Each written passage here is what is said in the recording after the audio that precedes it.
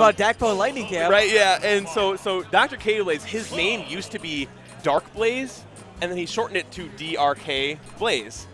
And then, but because of how he did it, DRK, everyone started calling him DrKBlaze. And that's such a better name than DrKBlaze, because DrKBlaze is like what you create when you're 13 and you're trying to sound edgy. DrKBlaze, that's a tag for life. Oh, that is a tag for life. That's saying, hey, you know what? I go to school. Yeah. I've graduated. I'm an adult. I pay bills. I pay bills. I play Smash on the sides. Yeah. While I'm also balancing my checkbook. Let's go. DrKBlaze going up against EcneBanjo. And this is going to be a really fun match to watch. Cloud versus Rosa, I'm told, is kind of the opposite of Ness versus Rosa. Yeah. A lot of Rosa mains really have a tough time because of that right there. Yeah. That dash attack.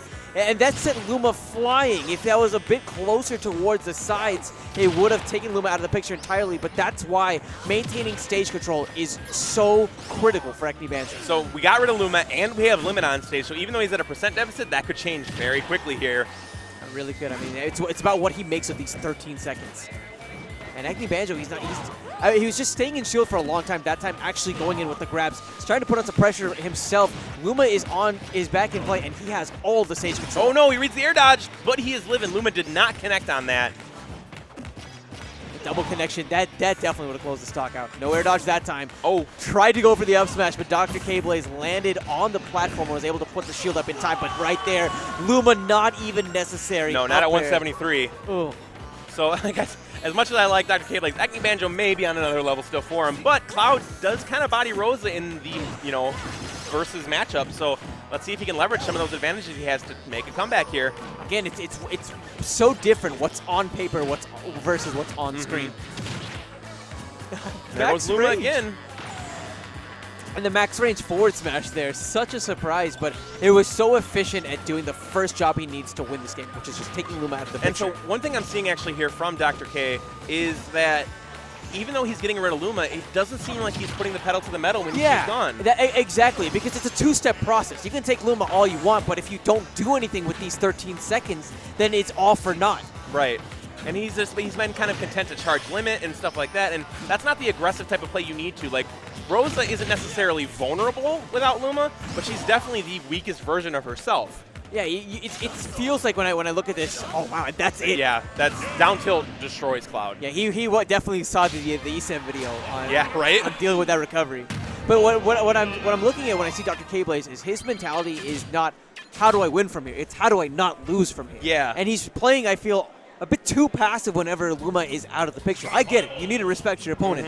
But you're playing Cloud, a character who people say is in the top 3 for best characters. Some even saying #1 in the game. Yeah, and I'm one of them. I think that until the meta truly develops, that Cloud is just so easy for lower level players to pick up and win stuff they shouldn't, for mid levels to pick up and have that little bit of dangerous information and become high level, and then for high level players to use all of the tools he has at his disposal and absolutely dominate the top level. Yeah, I mean, Mewtwo comes to mind for sure. I mean, he was struggling so much, and now he's regarded to be so formidable, looking like his days whenever he was so dominant in Brawl, on top of his established dominance in games like Melee.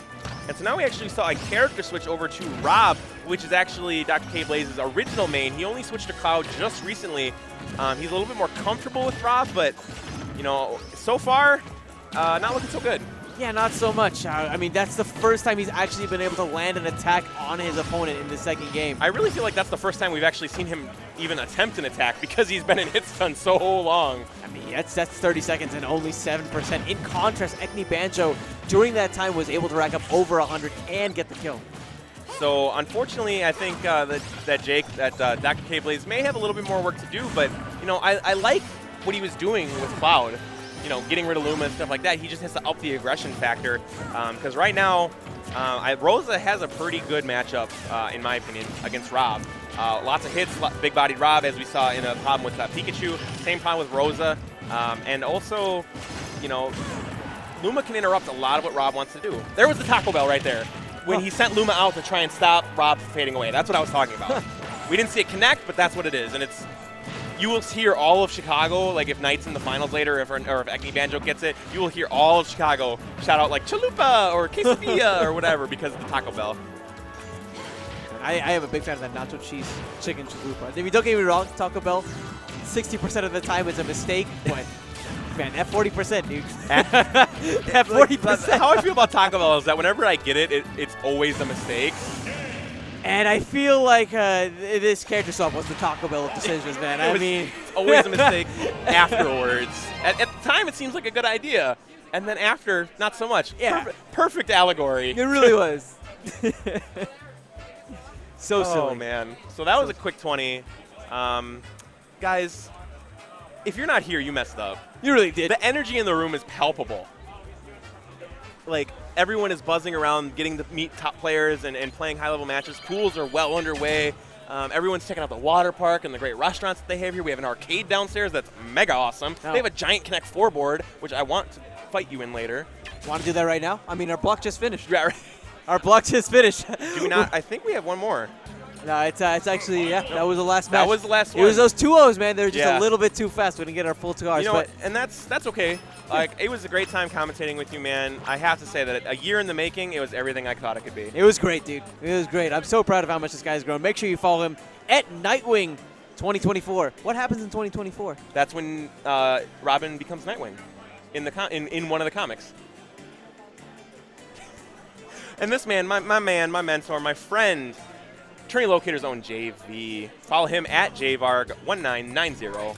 That's the day I was born. Yeah. I wish a superhero did You were something. born on JV 1990? Oh, definitely. The month was JV and the planet was 1990. It was perfect. It was Guys, perfect. So we are going to hit you with a little bit of a break here while we get the next wave set up. But when we come back, more Smash 4 action live from Smash and Splash 2. On twitch.tv/Unrivaled Tournaments. Tweet the stream. Thank you.